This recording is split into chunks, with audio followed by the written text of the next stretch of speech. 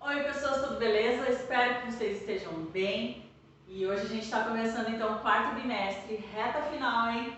Eu vou pedir para vocês pegarem o livro didático. A gente vai abordar a unidade 7, que fala de calor e energia. Então, como em toda unidade do nosso livro didático, sempre tem aí uma imagem e algumas perguntinhas, né? Nessa não é diferente. Então tem essa imagem aqui e tem duas perguntinhas. Então vou pedir para vocês responderem essas perguntas lá no caderno de ciências e aí a gente comenta as respostas que vocês têm aí a respeito desses assuntos nas nossas lives, tá bom? E aí, gente, por que tem essa figura aqui no início desse capítulo, né, dessa unidade? Porque essa imagem aqui faz parte de um movimento que foi denominado futurismo e era um movimento que tinha aí como foco o avanço tecnológico, tá? Então foi um movimento ali que aconteceu em várias áreas, né, das ciências, da literatura, das artes, e o foco principal aí era o avanço tecnológico, tá? E esse avanço tecnológico está sendo abordado aí no começo dessa unidade. Então está falando aí que esse movimento ele se alinhava com a crença de que a ciência e a tecnologia promoveriam o progresso e a prosperidade das nações. Claro que isso acontece, mas a gente sabe aí que também tem alguns pontos negativos, né?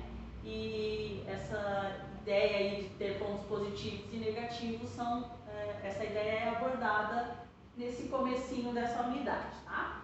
Então, o que está falando ali de importante nesse comecinho?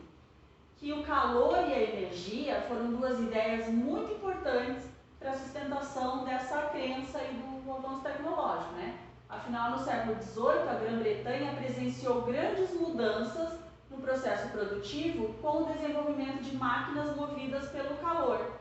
Então, tem um exemplo de uma máquina dessas aí, que essa daqui foi criada pelo James Watt, que era movida pelo calor. Então, o que ela fazia, né, essa máquina aqui?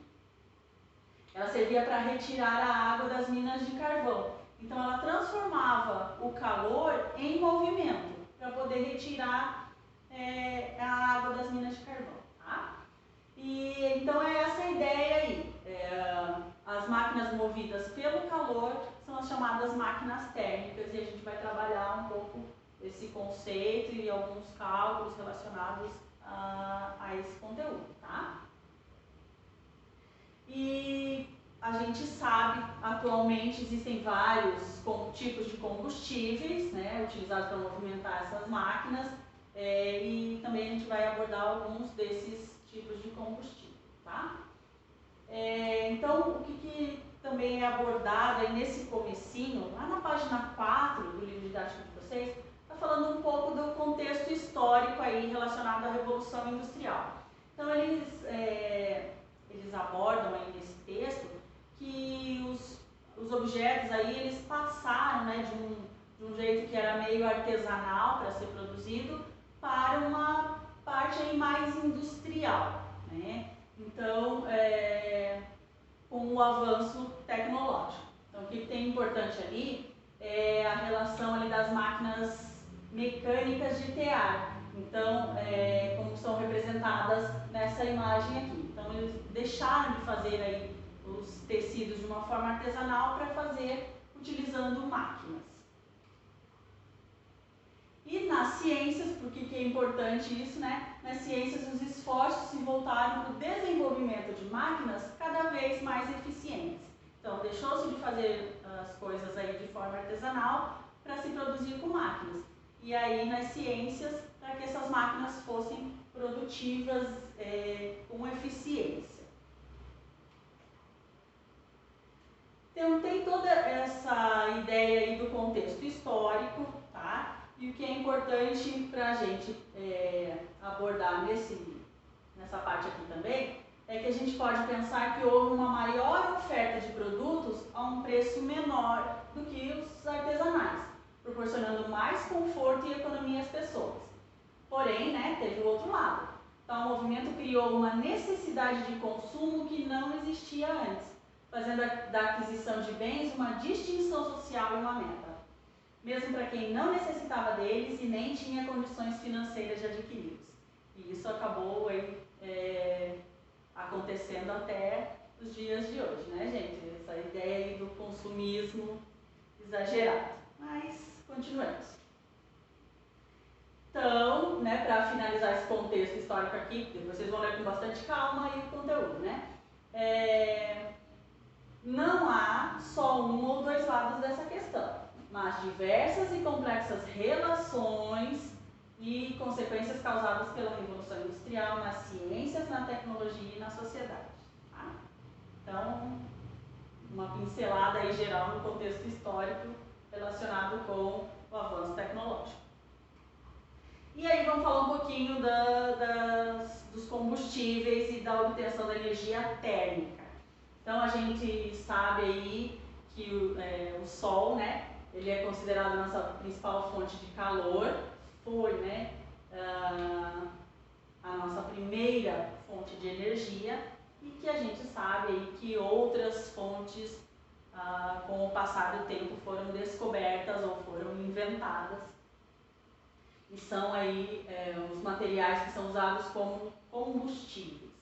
Então, os combustíveis atualmente são bem diversificados e, embora essas fontes de energia nem sempre sirvam para geração de calor, a energia térmica continua sendo uma modalidade muito empregada nos dias. E aí, mesmo a gente sabendo que a energia térmica é muito utilizada ainda, a gente sabe aí que alguma modalidade de energia é usada em praticamente tudo que a gente possa pensar, né? Então, qualquer situação aí tem sempre uma modalidade de energia envolvida.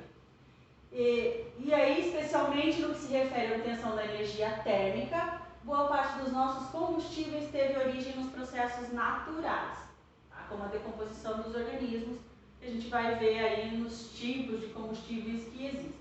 Então, são os combustíveis fósseis, então, como o carvão mineral, o gás natural, o petróleo, tá? E aí os derivados deles.